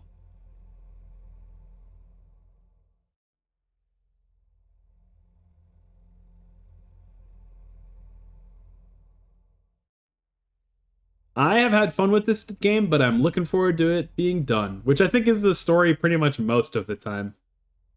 Oh, most of the time I do this stuff. Or I guess any of these games, just because like not every game can hold my attention forever. And I have to say, games that are fun games aren't always fun for streaming. The Crucible. The Crucible. Oh, I didn't mention, but so I guess I should have talked about it when we were doing the schedule review. But we did reach 100 followers. We reached 100 followers during our last stream. So like, yay us. Let's fucking go. We've been at it for like a half a year now. Together. The Simpletons and I. You and me. And we finally reached 100. I'm not gonna lie, it sort of snuck up on me. Because my friends and I, like, we'd been talking and they were like, you should do something. If you really want to grow, what you should do is you should make goals and make them fun. Like, just make fun goals like, hey, if we get this far, we're going to do something cool, something weird. And I thought that was a really good idea. We should do that, for sure. And I never ended up saying anything in particular about 100 followers, but I did want to do one, and I have been talking about it for a while, but now I finally have all the stuff for it, and it will probably be on the schedule next week. We're doing a 100 followers paint drawing stream. I was thinking about it today, and I only just realized what my inspiration for this was. About a decade ago, there was this dude who started a Kickstarter for basically like a protest of the British film evaluation something, the BFCC or something. They basically decide what rating films are in the UK, and they've also been, let's say, advocates for, or even, but basically the bottom line is that they censor stuff. They cut out cool stuff from movies, and I shouldn't say cool stuff. I should just say, I don't know. They cut out stuff from movies. Period. So he did this protest of the BFCC, and he did it by asking for a Kickstarter. He had 14 hours of footage to submit to the BFCC, and those 14 hours were 100% just paint drying. It was basically a huge evil prank he was putting on. He was pulling on these people that, you know, censor movies. And he was like, all right, if this is what you want to do, we're going to make you sit and watch paint dry. And then the Kickstarter basically... oh, nice, we got him. The Kickstarter basically... Like, the way that the submission worked was that every minute you would need, like, another... I don't know how much money, but you would need an amount of money. And so the more successful the Kickstarter was, the longer they could make the movie that they had to watch. Anyway, that's been in my subconscious since I heard about it, I guess. Which means that when I was thinking about something to reward everybody with, I wanted to do something that I thought the joke would kind of be on us and also other people. Like, we're gonna be watching me, you know, paint and then watch the paint dry. And it's not gonna be exceptionally interesting.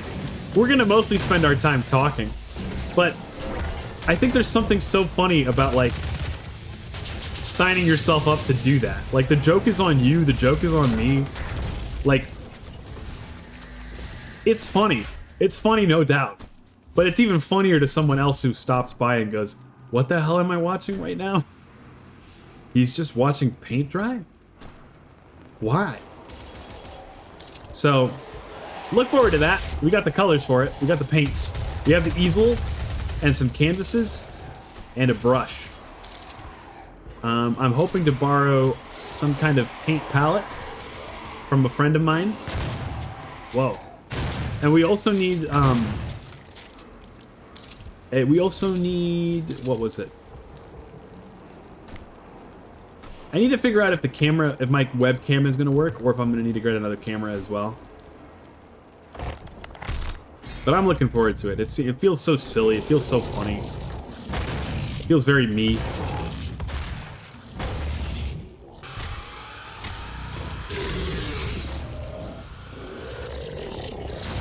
Okay, here we go. What the hell?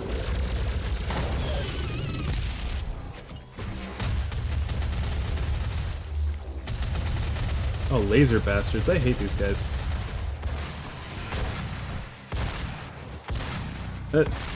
Die! You have entirely too much health. Oh! I'm like Sonic. I'm fast as fuck, boy. Oh! God.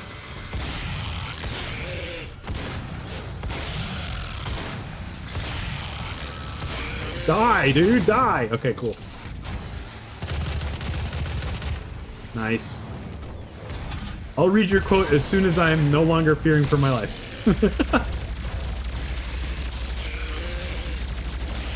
Oh, you know, and Syl didn't end up replying to you about that, about her,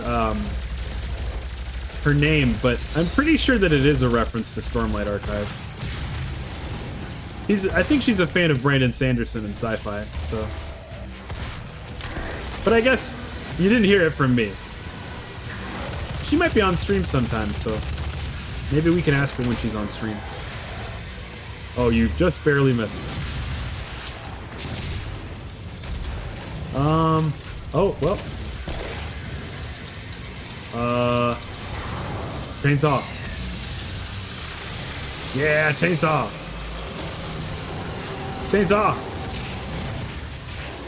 Yeah, chainsaw. Okay. Oh god. I hate this guy. Where is he? Fuck.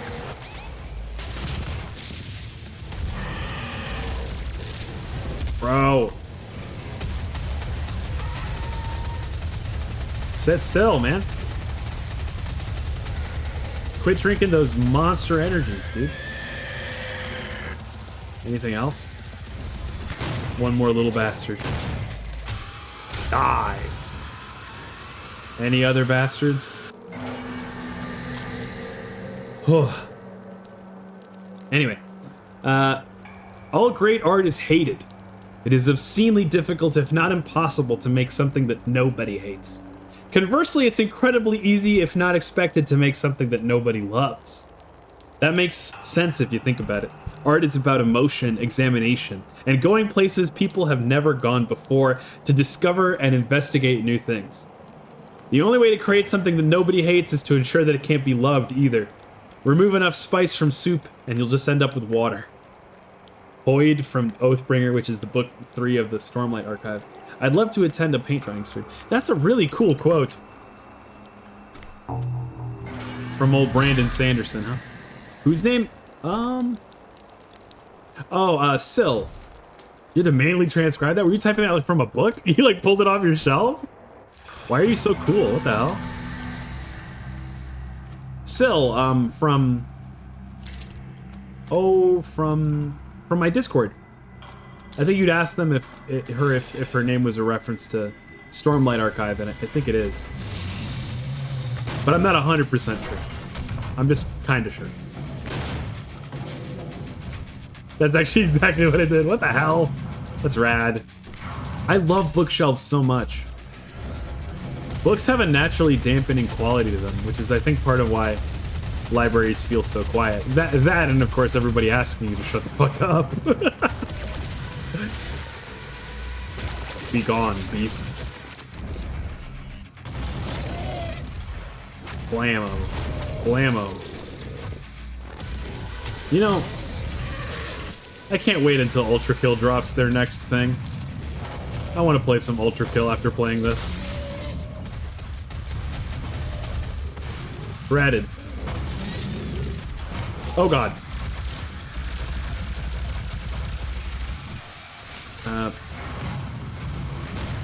You want to watch some paint drying? That's good. Because it's what's on the menu. Oh, okay. We just saw something far scarier than hell. The Undermap. Come on, Chrome Dome. I'm not afraid of you. Die. You know what else I've been doing lately? I've been rewatching... I shouldn't say rewatching. I've been continuing my viewing of My Hero Academia. Spoilers for My Hero Academia, I guess, but somebody loses powers at the end of season 3 or something. Somebody, like, not that important, but kind of important, that I really like, loses their powers. And ever since that moment, I was pretty much like, I don't know how long I'm going to keep watching this. And then, like, in season 4, they do kind of a little bit of a slice of life thing for a little while. Like, when you think about it, the characters have kind of earned it, but I'm still, like, such a cynical motherfucker that I didn't care. I was like, oh, this is too slow. I'm gone. But a friend of mine who, like, I don't see in person very much, and she's kind of like, you know how everybody has, like, the estranged aunt, you know? Like an aunt in your family that just keeps to herself. She doesn't talk to anybody besides the people she likes. Well, this friend of mine is sort of like that, where she doesn't talk to a lot of our friends. It's not that there's any bad blood, she's just busy. And so she doesn't text people much. But she does text me on occasion. And for the last couple months, she's been texting me about My Hero. Until finally, like 2 or 3 weeks ago, I was like, dude, you know I don't watch this, right? Like, why do you talk to me about this? And she was like, you don't get it, man. You're like the only person I talk to that even knows who these characters are. And I was like, wow, okay. I guess I'll try to, I'll feel honored then instead. And so, since then I've been trying to catch up because the last finale episode is supposed to come out like, do I have to enter both of them? Oh. Okay. Big mechanism. So yeah, I've been catching up with that show. I gotta say, I think it's probably that just that I'm like a better appreciator of anime than I used to be. But that anime is pretty not bad. Like, I feel like I was kind of a hater before of it. I was overly hating it. There's a lot of cool characters. And just because Deku's kind of a dork, that doesn't mean other characters aren't rad. Like, Aizawa's so cool. Ugh, I hate these guys.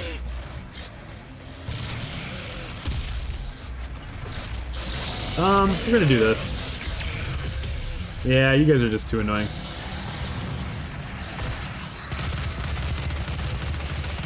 Die. Die, die, die. Finally. Crush. Holy cow.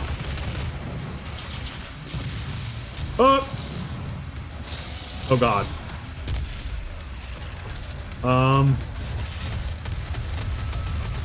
Stand down, soldier.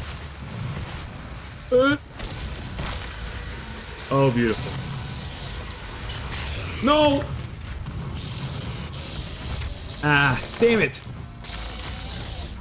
Ooh, easy to get cornered in that part of the map there. Let's see. Yeah, I want more bookcases in my home.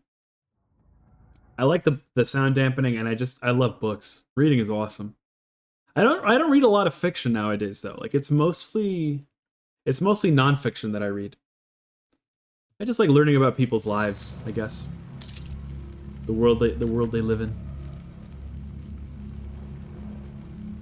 Are we good to go? Ah, okay, here we go.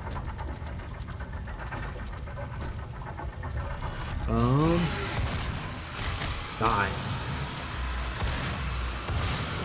Whoa. Ah, God. Okay, right. We ended up going for this thing with these guys.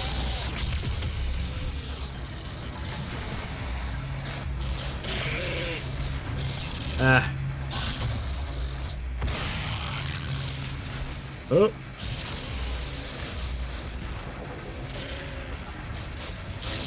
There he comes. He's like actually kind of hard to spot. I feel like he wasn't this hard to spot in Eternal, but maybe they kind of cranked up his camo.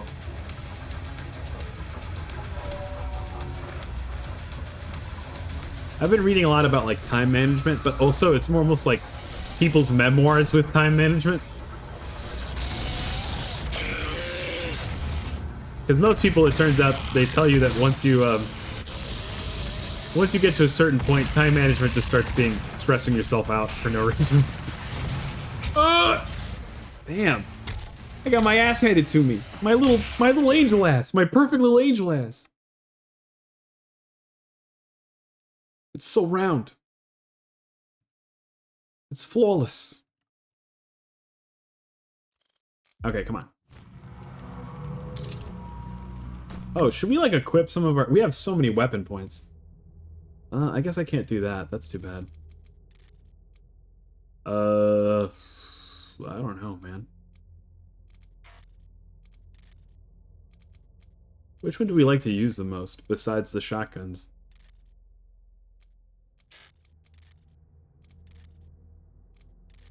I guess we use this guy, kinda. Sure. Okay. Not bad.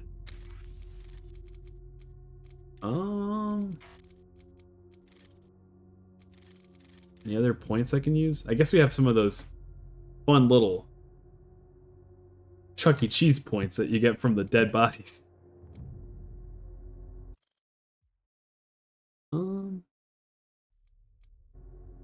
Let's see. What does this thing do? Oh, immune to explosive barrel damage. I mean, that's something, but there's not a lot of them here. Hot swap seems pretty good. Nah.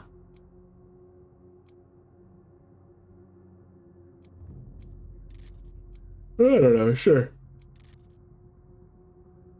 There we go. Whatever. Alright. Let's rip and tear. And Nash. Let's mash you into a paste. Oh. Oh! Just disintegrated. There's one of them. And there's the other one. There's 4 of them total. Nice! I guess maybe I have to, like, stop getting so afraid to get really up close and personal with them. Because maybe the damage fall off is, like, really bad in this harder difficulty or something. Wow. Oh, God!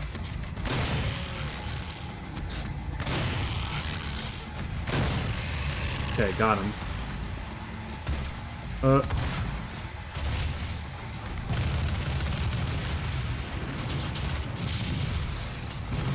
Nice. I guess you just kind of have to focus one down so you don't get overwhelmed. Stream keeps freezing for you? Oh no! Unfortunately, it looks like it's not on my side. The bitrate's pretty good.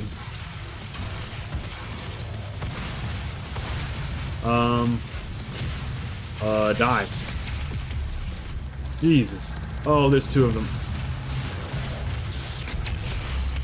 Okay, well, we got both of them. Is that it? Really? That caused us so much trouble for both of the first times. I guess I just had to lock in. I did it for you, simpletons. I've been thinking about maybe changing the name of that. I feel like it's not as funny as it was in my head. And I like everybody else calls their fans their names all the time, but I don't feel like doing it because not everybody gets that it's like a light spirit, like a light-hearted ribbing, you know? So, some people's you're gonna hear me calling you guys simpletons, and they're gonna go, "Oh, he's so mean." So I feel like maybe I do have to call you guys something sickeningly sweet, something that's like I'm making fun of you, but like ironically. One of the things that some of my friends have suggested was like, what about like cinnamon buns?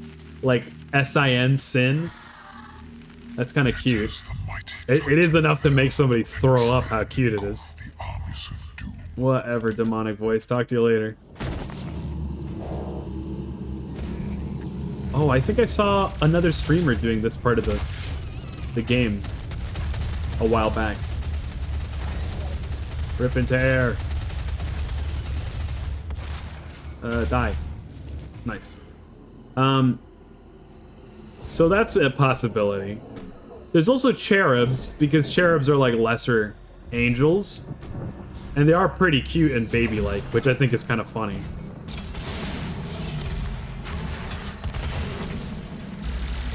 Okay, we got you. Damn.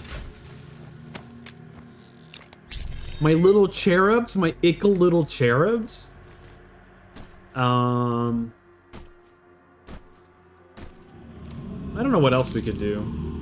You could do something bird-related, because, you know, Finch. I don't really, like, go on that part of things very much. I don't really talk about the fact that I like birds. I guess because I wouldn't consider myself, like, very knowledgeable about birds. So I don't really want people to ask me about it. And what if I do? Oh! Damn, you're close, bro.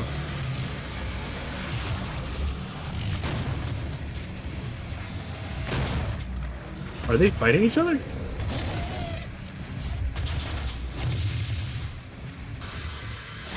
Die.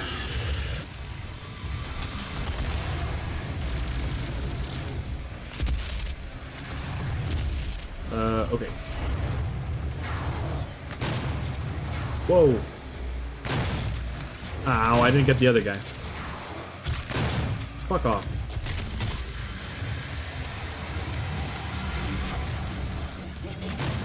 Behind you. Die. Ow, what hit me? You prick.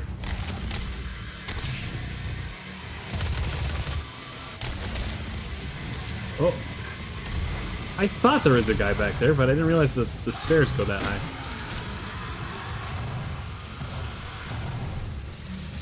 Oh.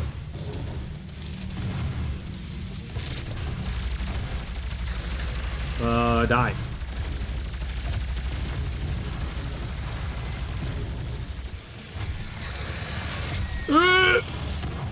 Oh, why? It's a skeleton party up here. What the fuck?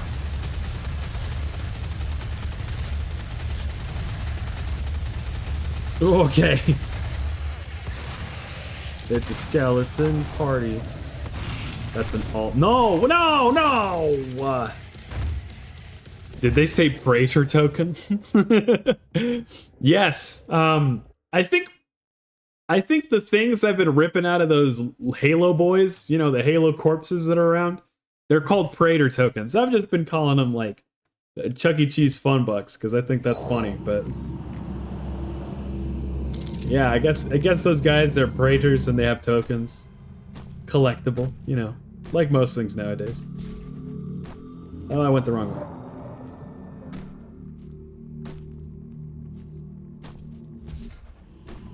I've been thinking about a new commander deck. I shouldn't say I've been thinking about it. I should say I made it already.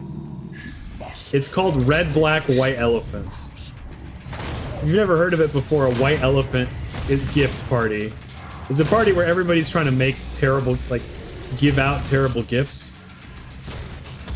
And you're like trying to fight over who gets the worst gift, kind of.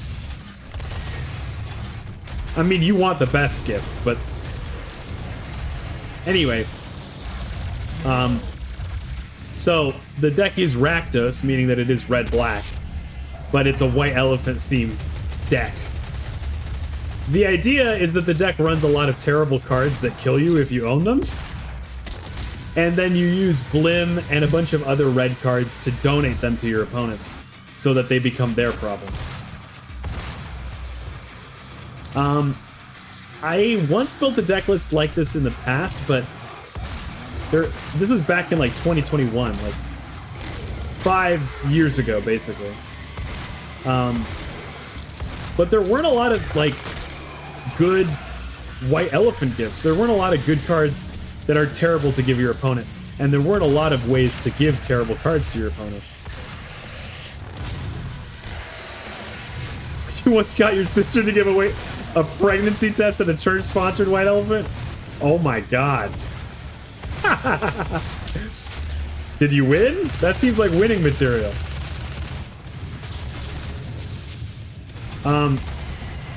I think I've told the story before, but you might have not have been here for it, Reed. When I did my first white elephant gift party, I gave out a signed and framed picture of myself. It was signed to my biggest fan, and it was in black and white. It was a professional headshot, and I put lipstick on and I kissed it and everything. And then unfortunately it ended up in my own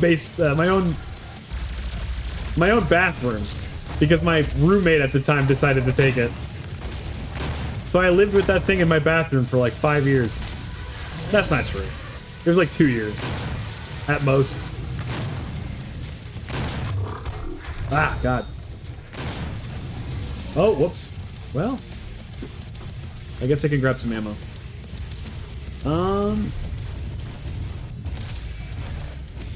But yes, so the deck is themed around giving people terrible gifts. Oh, no, no, I didn't know there was a second Fatso. God damn it. Okay, one more try. Yes, so... Oh, what was I saying? It's inspired because this year there was a Zuko card that came out called Zuko Conflicted. Came out in the Atlas set. And since it represents Zuko being conflicted, he switches sides. Like, he can come into the battlefield under your opponent's control, and then your opponent can pass it back and forth with you.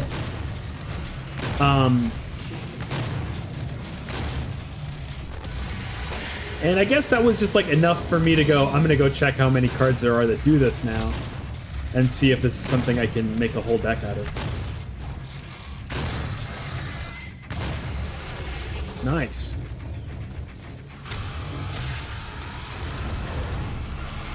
And the answer is yes, you can make a whole deck out of it. I just haven't tried it yet. I put the deck together, but I need to actually test it against somebody. I feel like the unfortunate thing is that some cards, because they're bad, when you give them to other people because they say you lose the game, it's a little bit like, you can't let me do my thing, or my thing might be too powerful, you know? I hate those kinds of decks. Because normally, if you do get to do your thing, you just instantly win. And if you don't get to do your thing, you don't get to play the game. So, you know. Kinda gotta take it or leave it there, I guess. Hey, can you fuckers, like, relax? Look at, you got more friggin' skeletons than Spirit Halloween. Die.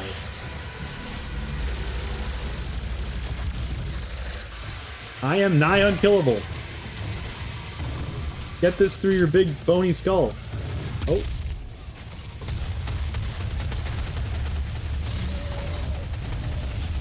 Damn it.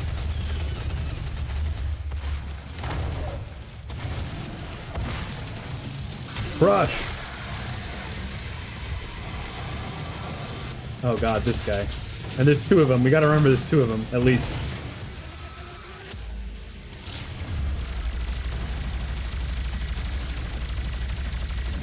Come on. Okay, there's one. There's the other guy. I guess he decided to jump down for some reason. Well, that makes our job easier. Good job, dumbass. Oh god. Oh, that was a good gurgling noise. Ooh! I almost jumped to my death. Holy shit. Okay,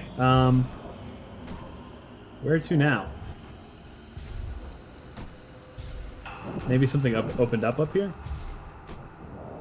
I don't have a ton more time, though.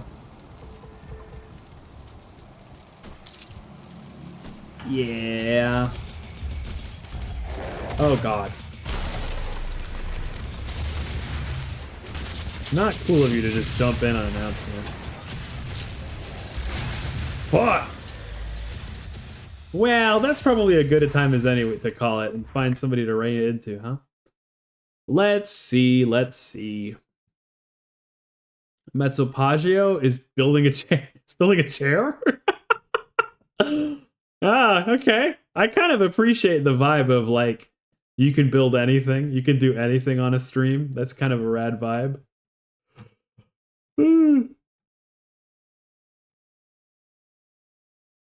Yeah, let's do it. What the hell? I believe in the cause. Okay. Thank you very much for hanging out, folks. I hope you all had a great time. I had a fantastic time. It was so good to see y'all. I'll see y'all again on Thursday, and we're going to be doing some disco. Make sure to make the most of your time, though, of course. Have a good rest of your morning, evening, day, whatever it may be. And make the most of your time, because heaven waits for you. Goodbye. Say hello to Mezzopaggio. Tell him not to lose any screws.